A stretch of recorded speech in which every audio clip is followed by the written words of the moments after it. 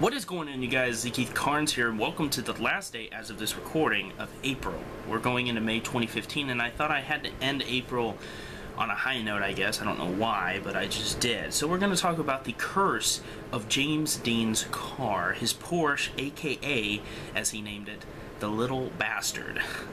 So, kind of a funny name, you know, it was a little car, but it was fast for its time. 1955, that car really got up there and hauled some serious balls.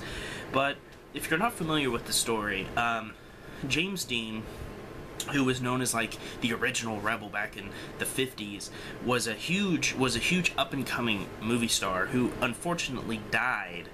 I think it was on September 30th, 1955, he died in a car crash in this little bastard car. And when he first got the car, like, his friends and family told him, we don't like the car. That's you know, the family always had a bad feeling about the car. And on September 30th, those, you know, suspicions came true when James Dean died in the car.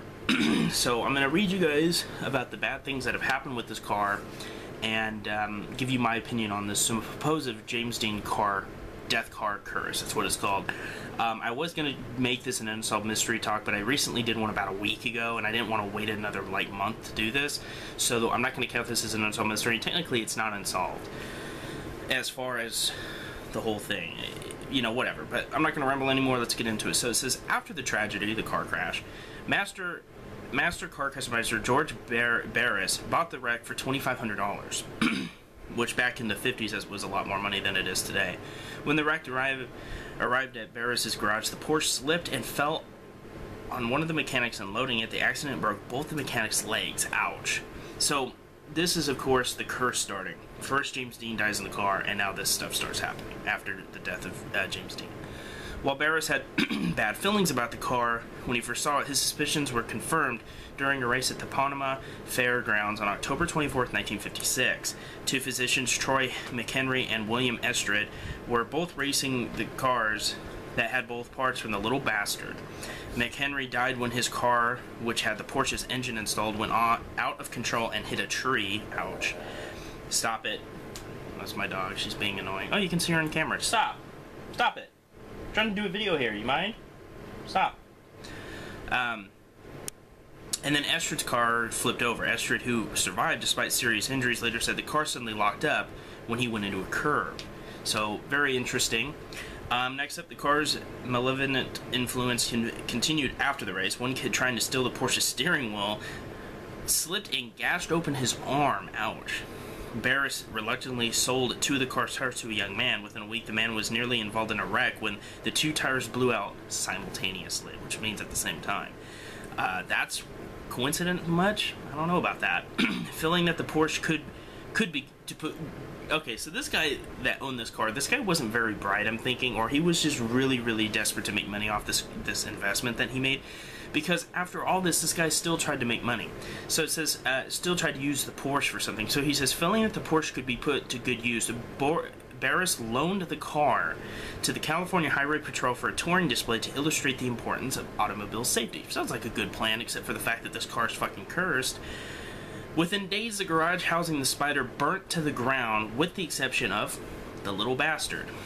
Every vehicle parked in the garage was destroyed, except for the Porsche. The Little Bastard, in other words. When the car was put on exhibit in Sacramento, California, that's my hometown, it fell from its display and broke a teenager's hip. George Barkuis, I think I'm saying that right, probably not, was hauling the Spider on a flatbed truck, was killed instantly when the Porsche fell on him after he was thrown from the truck in an accident. I mean, man.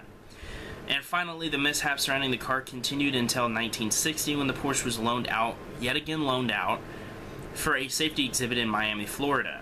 When the exhibit was over, the wreckage en route back to Los Angeles on a truck mysteriously vanished. To this day, the Little Bastard's whereabouts are unknown. So that's why I almost put it in Unsolved Mysteries, because they've never found the car, but it's not really an unsolved mystery at the same time. It is and it isn't. It just depends on how one looks at it. So, the whole situation here is, was it really cursed? Absolutely, I think it really was. I'm very, very sold on the fact, I've always been sold on the fact that I think that this car was a curse, even before James Dean owned it. I think that the car just had an omen to it, and some things do. I mean, there's even been stuff that's been sold on eBay that people said, look, this is a cursed item, and then people that bought it had fucked up shit happen to them. So I think it is a possibility. And I don't think it's too far-fetched to believe that the James Dean death car is, in fact, a huge curse. And where is it? I mean, this thing's been missing since the 60s. That's a long fucking time. That's over 50 years ago. So, a lot of people are wondering, where the hell is it? It's never been found. Hopefully someday we'll find it, and hopefully they'll do something smart and just put in, like, a fucking bulletproof case shell thing to where it can't possibly harm people, or maybe they'll just destroy the car once and for all and be done with it. I don't know. But it's definitely interesting. And, yeah, so let me know in the comments below what you think. Where do you think the car, what happened to the car? Do you think somebody stole it and somehow survived it? Do you think, who knows? What do you think happened to the car? Or do you think that this is just a huge coincidence? Me, I don't believe in that much of a coincidence. Definitely think there's something more to the story here as an occurrence. This is Keith Carnes. Thank you for viewing. You guys have a great one, and I will see you guys in the next. Peace.